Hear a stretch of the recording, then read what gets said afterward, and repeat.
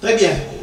Chers téléspectateurs de l'émission MCI News, c'est encore un réel plaisir pour moi de vous savoir nombreux. Pourquoi pas nombreux, c'est devant vos petits écrans pour suivre l'émission MCI News d'aujourd'hui. Alors, pour ce numéro très spécial, messieurs et dames, je reçois pour vous une dame, elle est jeune, elle est belle, pour nous parler un peu de l'entrepreneuriat. Comment se prendre, comment se lancer, parce que vous savez, aujourd'hui, il y a pas mal de gens qui se lancent mais qui ne réussissent surtout pas. Aujourd'hui, on est là pour faire une pause là-dessus. En fait, elle va nous aider à savoir comment se lancer dans l'entrepreneuriat. Elle s'appelle Madame Thérèse Bakanseka. J'ai dit bonjour. Bonjour, Monsieur Christian. Merci d'être là. Félicitations. Je me sens honorée par cette invitation et c'est un plaisir d'être là. Alors, vous êtes, excusez-moi, je connais vous êtes Madame Thérèse Bakanseka. Mais en réalité, qui est Thérèse Bakanseka? Merci beaucoup. Mon nom est Thérèse Bakanseka Mouaya. Je suis assistante projet chez We Consulting, un cabinet de consultation qui accompagne les entreprises et particulièrement aussi les femmes entrepreneurs. Je suis également fondatrice de la plateforme dénommée Women of Vision, une plateforme qui accompagne les jeunes femmes leaders prêtes à se lancer dans l'arène du succès dans le développement de leur plein potentiel.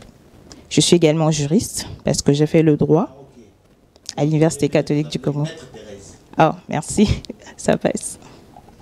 Très bien. C'est avec elle qu'on va parler surtout de l'entrepreneuriat. Mais vous savez, avant de se plonger sur le sujet qu'on doit débattre aujourd'hui, il y a cette estime, parce qu'en Afrique, on est tous pessimistes au lieu d'optimistes. Il y a cette estime que la place de la femme, c'est à la cuisine. Aujourd'hui, vous quittez la cuisine pour lancer l'entrepreneuriat, ça veut dire la cuisine n'est pas faite pour vous ou comment?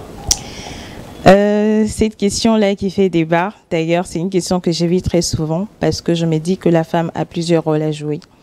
Si je me suis lancée dans l'entrepreneuriat ou tout ce que je fais aujourd'hui, ça ne veut pas dire que j'ai abandonné la cuisine. Parce que en tant que femme ou fille déjà éduquée à la maison, dans la famille, on m'a éduquée premièrement à savoir comment tenir une maison, comment soigner la maison, comment préparer, cuisiner et tout ça. Mais on m'a fait comprendre aussi qu'au-delà de ça, je devrais apprendre à lire, à parler, à écrire. Et que je suis également une personne utile à la société. Ça fait que je peux jouer tous ces rôles-là. Aujourd'hui, je me présente comme une femme qui est accepte à la fois d'être à la cuisine et à l'entrepreneuriat. Très bien, donc vous voulez dire que vous êtes à la cuisine et à la ça veut dire que ce n'est pas encombrant. Parce que vous êtes à la fois à la cuisine, quand vous y êtes, vous allez penser que vous avez quelque chose à faire là-bas et tout. Ça ne nous encombre pas quand même. Monsieur Christian, ce n'est pas encombrant parce que, vous savez, la femme a cette aptitude de faire plusieurs choses à la fois. Et vous le savez très bien, vous l'avez sûrement vécu avec votre maman ou avec vos tantes qui peuvent être à la fois à la cuisine et qui prennent à la fois soin de leur bébé, qui peuvent être à la fois en train de s'occuper du ménage et aller à la cuisine et aller au marché pour revenir préparer. Donc une femme est capable de faire plusieurs choses à la fois. Donc c'est une capacité que Dieu nous a donnée. C'est possible de faire le tout. Oui, vous savez, Thérèse faire plusieurs choses à la fois, oui, mais ça dépend du temps que chacune des choses va prendre. Mais c'est ce que je dis, une femme doit savoir être organisée. C'est à ça qu'elle est appelée. Quand tu es une femme et que tu aspires à plusieurs choses à la fois et que tu sais qu'au-delà de ce que tu dois donner à la société, tu es également appelée à être une femme au foyer, c'est à toi de bien t'organiser pour qu'à tous les niveaux, tu saches comment t'y prendre. Très bien. Elle s'appelle Thérèse Bakanseka. C'est avec elle qu'aujourd'hui qu'on va discuter. Elle va nous apprendre comment réussir dans l'entrepreneuriat et autres. Déjà au départ, on a toujours eu tendance à croire que le business est souvent fait pour les hommes. Ce sont les hommes qui sont les chefs d'entreprise, mais quand même, une femme se lance. Quelles sont les raisons majeures qui vous ont attiré à se lancer dans l'entrepreneuriat pendant qu'on a toujours dit que c'est souvent réservé aux hommes? Moi, j'évite la question de savoir ce qui est réservé aux hommes ou aux femmes parce que c'est un sujet qui fait beaucoup de débats. Mais moi, je pense que dans une société où Dieu a créé un homme et une femme, tous nous sommes utiles à quelque chose. Alors, s'il faut contribuer au développement de notre société, c'est-à-dire qu'il y a des femmes qui auront besoin de pouvoir travailler à côté des hommes qui les accompagnent et qui les encouragent pour que tous ensemble, nous puissions créer une société épanouie, évoluer. Alors, si vous venez de nous suivre, là, messieurs, dames, c'est l'émission MC News comme d'habitude. Aujourd'hui, nous reçoit Madame Thérèse Bakanti, car c'est avec elle qu'on discute ici à l'entrepreneuriat. Très bien. Vous avez dit, pour servir le pays, ce n'est pas une question d'être homme ou femme. Exactement. Comme dans toute chose, il y a toujours des avantages et des désavantages. Mais commençons par les avantages, parce que c'est le nécessaire. Quels sont les vrais avantages de se lancer dans l'entrepreneuriat? Parce qu'il y a ceux qui veulent se lancer, mais ils se disent, mais ils ne savent pas les avantages et les désavantages. Qu'est-ce qui domine? Mais quels sont les principaux avantages de se lancer dans l'entrepreneuriat? Déjà, avant de donner les avantages de l'entrepreneuriat, je tiens à signaler que entreprendre n'est pas facile. Surtout quand on est jeune et qu'on se retrouve dans un pays en voie de développement, dans une société où chacun doit se débrouiller pour apprendre à se relever et surtout apprendre à voir comment on peut se débrouiller tout seul. Alors, aujourd'hui, on a tous ces plaisirs, cette envie de se faire appeler CEO de telle entreprise, je suis chef d'entreprise, prendre la parole et dire ce qu'on pense, mais on ne doit pas ignorer que c'est plus difficile pour un entrepreneur qu'un employé de pouvoir sortir sa tête de l'eau. Donc, par là, je veux dire, j'ai connu des personnes qui se sont lancées dans l'entrepreneuriat, mais qui, avant de se lancer dans l'entrepreneuriat, ont mis fin à un boulot, à un contrat précis pour dire c'est difficile avec le contrat de travail. Ont mis fin, non, je ne dis pas que c'est un défaut, mais c'est juste pour dire que ce n'est pas facile, il faut avoir un mental d'acier. Alors, quelqu'un qui vous dit, je pensais que ce serait plus facile pour moi d'abandonner ou de mettre fin à mon contrat de travail pour me lancer dans l'entrepreneuriat, mais je découvre que c'est pire qu'un contrat de travail. Ce qui veut dire que toutes ces personnes qui entreprennent sont des personnes à féliciter parce qu'elles passent par tellement de situations difficiles que d'autres personnes ne pourront pas supporter s'ils se retrouvent dans la même situation. Alors, ça, c'est une précision que je tenais à donner. Mais au-delà de ça, il faut reconnaître qu'il y a des avantages lorsqu'on entreprend. Lorsqu'on entreprend, non seulement on crée de l'emploi, mais on devient autonome.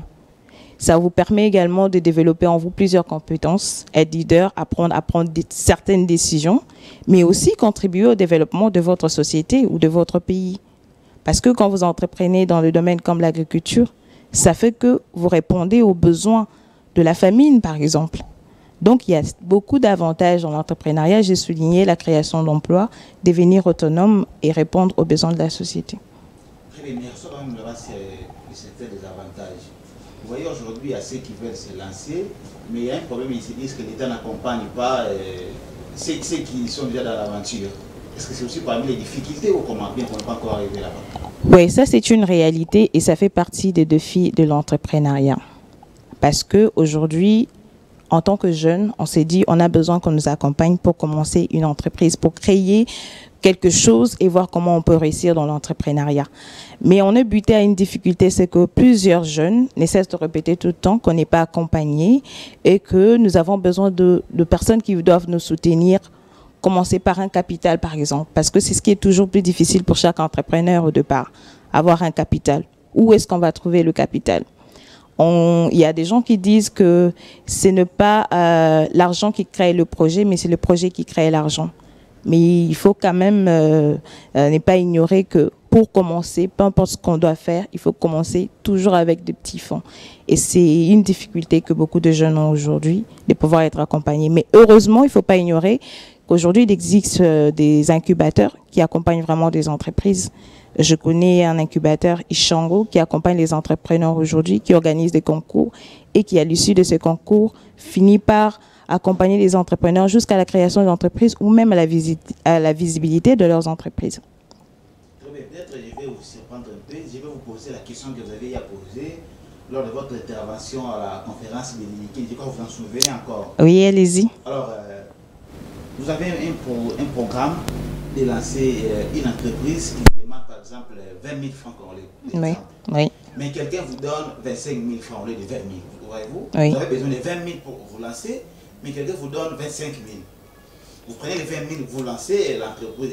Et les 5 là qui restent, ou 5 000 qui restent là, qu'est-ce que vous allez en faire? Merci de me reposer. Oui. La plupart des gens ont échoué à la conférence. Exactement. Ils n'ont pas échoué, mais ils ont été sincères parce que j'attendais cette réponse qu'ils m'ont donnée à la conférence. Alors, vous avez un projet qui vous demande 20 000 francs et vous allez auprès d'un incubateur. il vous donne 25 000, vous dit, nous avons apprécié votre projet et alors, bien que vous dites que tout ce dont vous avez besoin vous demande 20 000 francs et que nous avons 25 000 à vous donner, on vous le donne. Et lorsque vous avez vos 25 000, vous réalisez que toutes les charges qui ont été prévues ne vous ont coûté que 20 000 francs. Et il vous reste 5 000. Vous faites quoi des 5 000? Je sais que même vous, à la maison, devant votre télé, vous allez dire, voilà, vous allez sûrement vous dire, c'est bien qu'on m'a donné 20 000 et ça suffit à tout ce que j'avais prévu comme charge. Mais les 5 000, c'est pour moi, je le mets dans la poche. Vous ignorez qu'en tant qu'entrepreneur, vous avez tellement de charges, surtout au tout début, et qu'il y a des imprévus. Lorsque vous commencez et que vous êtes par exemple à la recherche d'une clientèle qui n'est pas encore assez assurée, vous avez besoin de payer vos employés. Alors, avec quoi vous allez les payer, surtout pour le tout premier mois? Vous voyez que lorsque vous commettez l'erreur de mettre de côté ou de bouffer le surplus, sans penser aux imprévus, vous mettez dans une situation difficile. C'est qui vous amène à un problème de budget que vous n'avez pas su différencier en fait. C'est l'erreur que commettent plusieurs entrepreneurs aujourd'hui et c'est ce qui fait que quelqu'un peut bien commencer, avoir même les fonds pour se lancer, mais après fermer juste parce qu'il n'a pas su bien garder, préserver son budget ou même suivre son budget à la lettre. Comme vous voulez dire, si je peux résumer pour les téléspectateurs, si vous avez un projet qui coûte 20 000 et quelqu'un vous donne 25 000, donc quand vous direz les 20 000 et 5 000 qui restent, vous pouvez les garder pour payer les employés au tout début là. Oui, parce qu'il y aura toujours des imprévus et ça vous ne savez pas. Quand vous avez demandé quelque chose ou de l'argent de fonds pour un projet précis, utilisez-le pour ce que vous avez demandé. N'essayez pas de faire la différence ou de mélanger les choses. Non, c'est pas comme ça que ça fonctionne dans l'entrepreneuriat parce qu'il y a tellement de surprises. Alors sachez toujours comment vous mettre et comment faire la différence ou même élaborer votre budget et savoir le respecter. C'est très important. Alors, mais déjà, quand vous créez l'entreprise et que vous avez un problème de payer les gens au tout début là. Oui. Mais ce n'est pas le début d'un échec parce que je pense que quand vous créez, vous devez être en mesure de payer les employés avec l'argent réussi de l'entreprise quand même. Alors, ce n'est pas un échec en soi parce que je suis sûre qu'aujourd'hui, même certains entrepreneurs qui m'écoutent seront d'accord avec moi pour dire que au tout début, c'est toujours difficile. Et même quand on a déjà bien commencé, il peut nous arriver des moments où on est incapable de payer nos employés. Ça arrive. Cette période-là, il y a plusieurs entrepreneurs qui passent par cette période. Alors, je peux bien dire que un entrepreneur est quelqu'un qui doit s'attendre un peu à tout et qui doit toujours se préparer en conséquence parce qu'on ne sait jamais.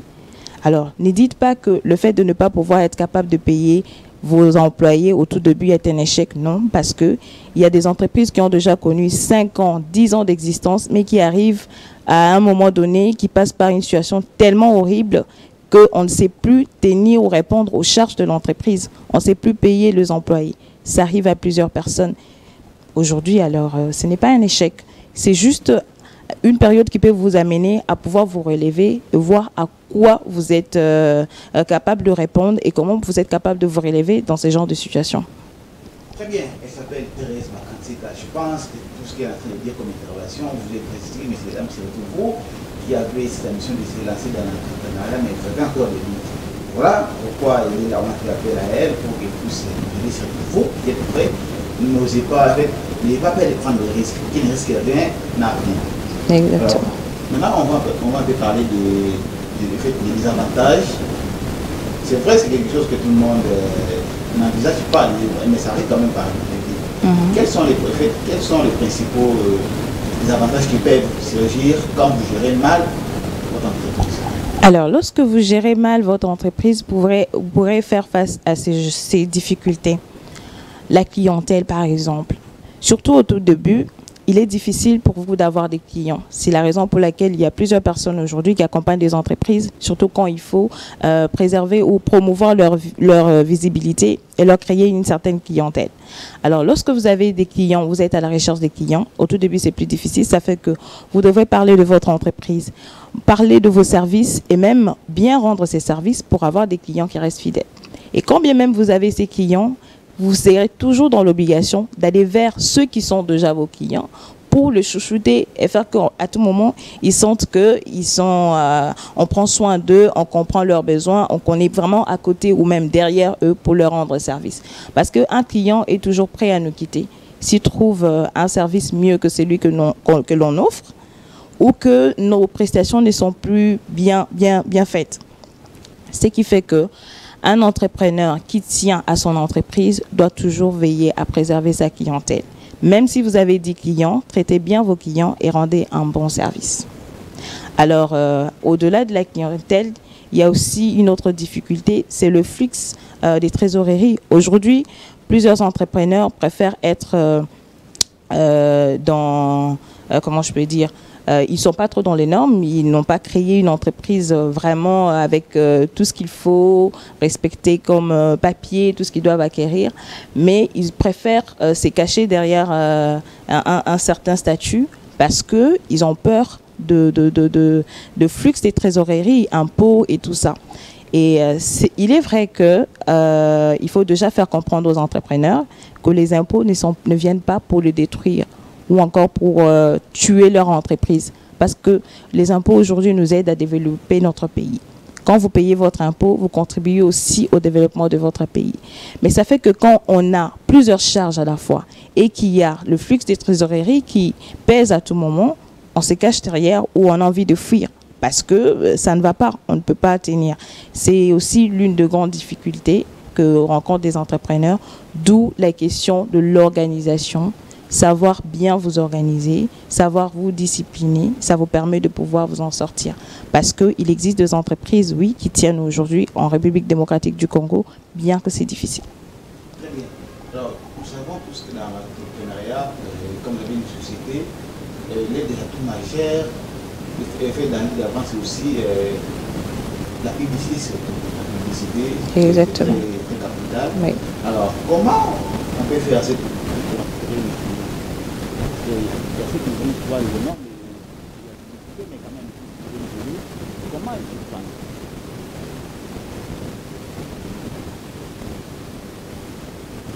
Publicité, vous avez la capacité ou la possibilité de parler de votre entreprise, même de présenter vos produits, prestations et tout ça. Alors aujourd'hui, avec l'avènement des réseaux sociaux, c'est devenu plus facile parce qu'il y a des publicités qu'on peut acheter sur Facebook, Instagram, sur TikTok. Aujourd'hui, à travers les vidéos que vous postez, les gens peuvent vous découvrir. D'où il faut miser sur les réseaux sociaux, bien qu'il y a aussi des chaînes comme la chaîne qui me reçoit aujourd'hui, Bomoko, oui, à travers laquelle vous pouvez passer votre publicité. Il y a plusieurs moyens aujourd'hui de se faire connaître. Alors, c'est à vous de savoir comment mettre en place la meilleure stratégie pour que votre publicité atteigne un plus grand nombre de clients, par exemple.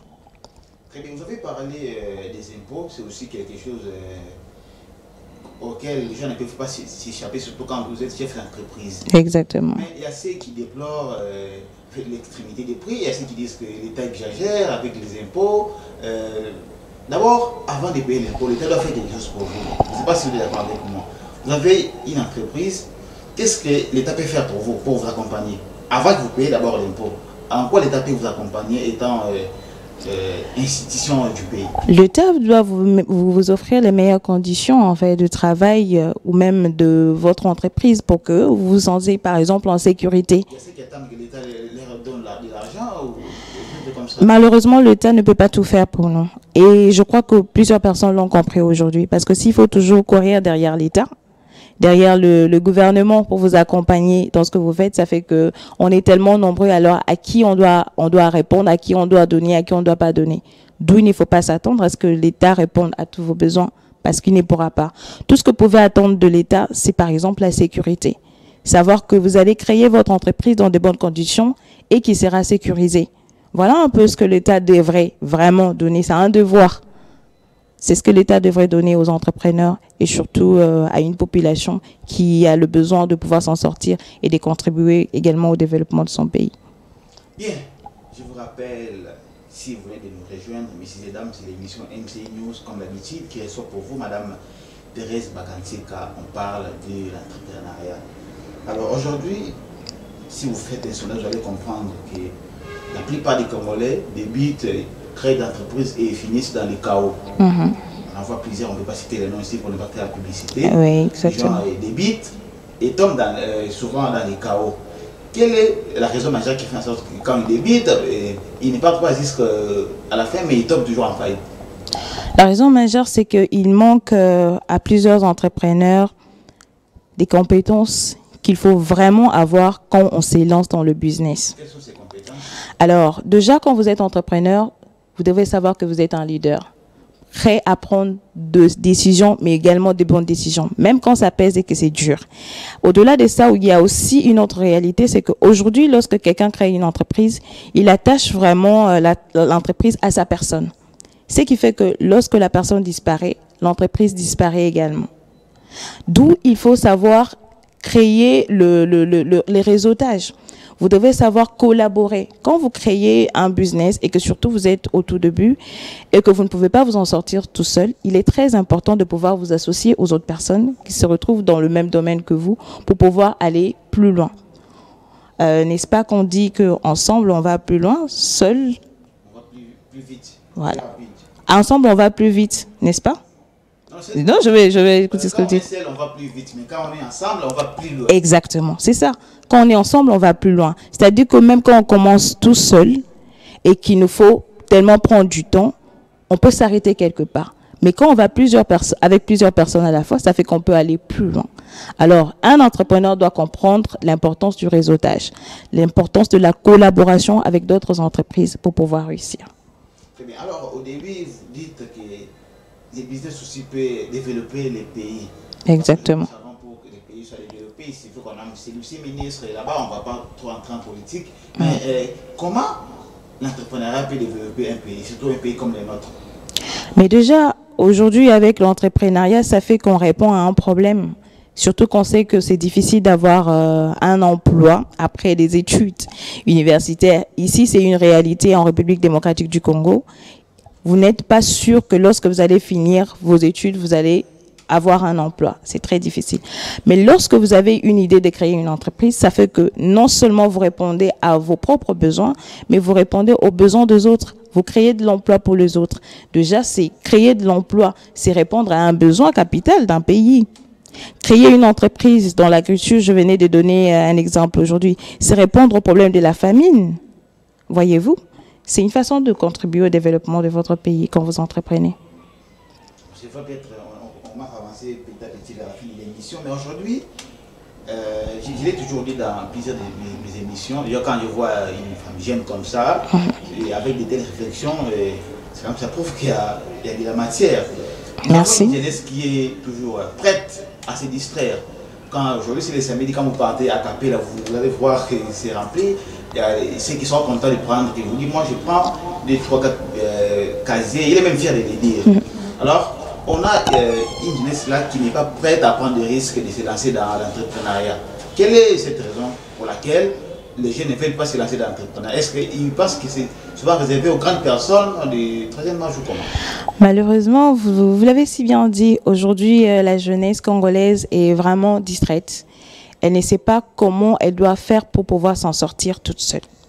Alors, moi, je pense que le jeune devrait, d'ailleurs, on appelle le jeune à prendre conscience du fait qu'aujourd'hui, c'est sur eux que l'on compte pour pouvoir avancer et savoir répondre aux besoins de notre pays. Alors, moi, j'invite le jeune à pouvoir entreprendre. J'invite le jeune à découvrir quelles sont les compétences qu'ils ont en eux pour pouvoir aussi le rendre utile à notre société. Et pour ça, je vais élaborer le clé, par exemple, de la réussite dans l'entrepreneuriat pour encourager ces jeunes qui veulent, par exemple, entreprendre, mais qui sont découragés et pensent que ça ne pourra peut-être pas réussir ou que c'est réservé à un certain âge. Moi, je vous encourage à découvrir quelles sont vos compétences et vos talents. Lorsque vous avez découvert vos compétences et vos talents, si votre talent, c'est de pouvoir bien parler en public, par exemple, pourquoi ne pas vous lancer et créer une certaine formation où vous allez apprendre les gens à parler en public? Parce que vous avez déjà cette compétence. Si vous êtes une personne capable de pouvoir offrir des services à domicile parce que vous êtes serviable, c'est une qualité que vous avez, mais servez-vous de cette qualité pour pouvoir offrir quelque chose à quelqu'un. Et cela pas seulement dans le but d'acquérir de l'argent, mais répondre aux besoins. Quand vous pensez répondre aux besoins, c'est là que tout vous suit. L'argent vous suit, les opportunités vous suivent. Mais tant que vous n'avez rien fait, rien ne se passe. Mais à force de répondre aux besoins, sans pour autant mettre de l'argent de l'avant, fait en sorte qu'on se moque de certaines personnes. Quelqu'un peut user de votre gentillesse et puis à faire une faiblesse, c'est-à-dire vous venez chez moi pour me servir, vous mettez l'argent à côté. Je pense que vous êtes fan d'une chose comme ça et je paie facilement. Non, mais écoutez, monsieur Christian, lorsqu'on va entreprendre, c'est pour avoir de l'argent, n'est-ce pas? Ça, c'est une réalité, non? Je ne peux pas me lancer, je peux pas lancer mon business pour aider les gens. Non, ce n'est pas ça. Mais je réponds quand je parle de besoin, c'est-à-dire que lorsque j'ai créé mon entreprise, je dois d'abord savoir qu'est-ce que la population a besoin en fait. Quels sont les besoins de la population, quels sont les besoins des personnes autour de moi ou de mon environnement. Je vous donne l'exemple de Yango aujourd'hui qui... Nous utilisons aujourd'hui Yango, tout le monde utilise Yango, mais vous allez comprendre que la personne qui a eu l'idée de créer ces beaux projets a répondu à deux besoins, non seulement au problème de la difficulté de transport, mais également la sécurité. Ça fait qu'aujourd'hui, si je me retrouve quelque part à 22 heures, au lieu que je me retrouve à l'arrêt et que je me fasse agresser par les Koulouna, je reste là où je suis, j'appelle un taxi Yango qui vient me prendre de là où je suis pour m'amener à la maison. Vous voyez qu'on a répondu à un besoin quelconque. Voyez-vous, il a d'abord pensé à un besoin avant d'acquérir de l'argent. C'est-à-dire qu'aujourd'hui, si je dois prendre mon Yango, j'ai mon argent. Mais après, la personne a répondu à mon besoin, la sécurité en retour. Voyez-vous, je ne fais rien pour juste aider, mais je sais que je vais d'abord aider. En retour, j'aurai de l'argent. Très bien, chers téléspectateurs, vous comprenez, c'est tellement intéressant. Mais la télé, c'est le temps. Parce que si on continue à suivre ces interventions majestueuses, on risque de prendre... Et tous les temps, il y a des choses qui doivent se faire à la chaîne. Parce qu'on avance presque vers la fin de l'émission. Mais dans le secteur d'entrepreneuriat, parce qu'il y a ceux qui entreprennent dans les transports, l'agriculture, etc. Quels sont les secteurs où il y a plus de chances de réussir que d'échouer? En tout cas... Dans l'agriculture ou la construction, comment? Donc, si je dois dire qu'il y a un secteur où il y a plus de chances de réussir ou d'échouer, ce serait vraiment un mensonge. Parce que je crois que tout dépend de comment une personne s'élance et tout ce qu'elle donne pour pouvoir réussir. Aujourd'hui, même si vous allez remarquer qu'il y a le secteur d'onglerie de beauté qui prend plus d'ampleur. Ça fait que tout le monde va se lancer. Vous avez aujourd'hui plusieurs prothésistes angulaires qui se présentent partout dans la ville. Fait que aujourd'hui, ça répond aux besoins de beauté parce que les femmes, elles aiment ça. Et aujourd'hui, vous allez comprendre que c'est dans ces secteurs-là qu'il y a plus d'argent. L'onglerie, manucure, pédicure, coiffure, peu importe qui crée son truc dans ces sens, il aura toujours des clients. Alors, il faut déjà viser, il faut savoir répondre aux besoins. Il y a un principe, l'utilité. Vous devez savoir à quoi votre produit sera utile, à quoi vos prestations seront utiles, ou même votre service. Quand vous répondez au problème de la famine, par exemple, ça fait que, parce que tout le monde veut manger, il viendra acheter chez vous. Si c'est un restaurant et que je sais qu'à midi, après le travail, pour ma pause, j'ai besoin de manger, je vais commander quelque part. Si c'est bien fait, je le fais. Donc, il y a des secteurs comme ça, la beauté, la restauration. Il faut que, peu importe qui s'élance, il y aura toujours un moyen de s'en sortir. Très bien, messieurs et dames. Nous sommes presque en train de citer à la fin de l'émission. Avant de se séparer, vous avez aujourd'hui presque 4 filles sur 5 utilisent les réseaux sociaux. Et puis, c'est toujours comme ça avec les hommes. Donc, tout le monde est connecté. Alors, comment ceux qui utilisent les réseaux sociaux peuvent se servir pour faire avancer leurs entreprises, pour ceux qui en ont? C'est-à-dire, vous êtes sur les réseaux sociaux, comment vous pouvez utiliser ces réseaux sociaux-là pour la réussite de votre entreprise? Je l'ai si bien dit ici avant, j'ai dit qu'aujourd'hui, grâce aux réseaux sociaux, c'est même plus facile pour les entreprises de se faire connaître. Alors, lorsque vous avez des objectifs bien précis dans la vie et que vous savez ce que vous devez faire pour atteindre vos objectifs, ça fait que vous allez pouvoir revoir même vos habitudes et ce qui vous prend du temps. Aujourd'hui, nous passons tous du temps dans les réseaux sociaux. Ça fait que du matin jusqu'au soir, Tout le monde utilise son téléphone. Alors, pour quelle utilité utilisez-vous votre téléphone? C'est la question que je pose ici aux jeunes et aux entrepreneurs. Sachez pourquoi vous utilisez votre téléphone. Parce que une photo que vous pouvez poster aujourd'hui juste parce que je suis bien habillée ou je suis dans un restaurant n'aurait pas le même effet qu'une photo de mon entreprise ou de ce que je fais. Si aujourd'hui, vous me donnez la possibilité de partager ce que nous sommes en train de faire sur ces plateaux, ça fait que ceux qui me regardent sur les réseaux sociaux ne me regarderont pas comme ils auront regardé la photo d'une fille qui a juste posté sa photo dans un restaurant. Voyez-vous? C'est à nous de savoir comment utiliser les réseaux sociaux et pour quelle utilité. D'où je parle d'un principe d'utilité. Sachez qu'est-ce qui vous est utile et qu'est-ce qui ne l'est pas. Très bien, c'était là Madame Thérèse Bakanseka, mais avant que vous disiez votre dernier mot, parce qu'on va aussi revenir sur ça. Aujourd'hui, vous regardez la caméra, parce que je l'ai dit au début, il y a des jeunes qui sont prêts à se lancer dans l'aventure, mais ils hésitent encore. Alors, adressez-vous un message de réconfort à ces gens-là et vous poussez les convaincre à se lancer dans l'aventure. Regardez la caméra, adressez-vous à ceux qui sont déjà prêts à se lancer. Alors, aujourd'hui, merci de me donner l'opportunité de parler aux jeunes comme moi en ce moment. Vous allez remarquer que je suis jeune comme vous. Je suis passée par l'université et que j'ai eu les mêmes opportunités que vous aujourd'hui, peut-être à la maison. Ça ne veut pas dire que parce que je suis ici, je suis plus spéciale que vous ou que je suis vieille. Non, je ne le suis pas. Je suis jeune. Voilà pourquoi je vous encourage à être de jeunes qui ont de projets, de jeunes qui entreprennent, de jeunes qui ont du courage, qui développent leurs compétences, qui se forment et qui arrivent à comprendre comment ils peuvent être utiles à la société. Alors, évitez la distraction parce que ça ne vous apporte rien.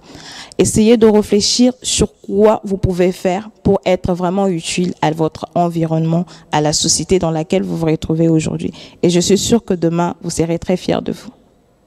Moi aussi, je suis sûr que demain, ils seront très fiers d'eux. Alors, c'est presque à la fin de l'émission, au début, vous avez intitulé, vous êtes présidente fondatrice des directions comme ça. Allez-y, dans 3-4 mots, vous présentez votre structure et puis on va se séparer. Alors, ma structure, ma plateforme, comme j'aime bien l'appeler, est dénommée Women of Vision, une plateforme qui accompagne les jeunes femmes leaders qui sont prêtes à se lancer dans l'arène du succès, à se développer dans leur plein potentiel.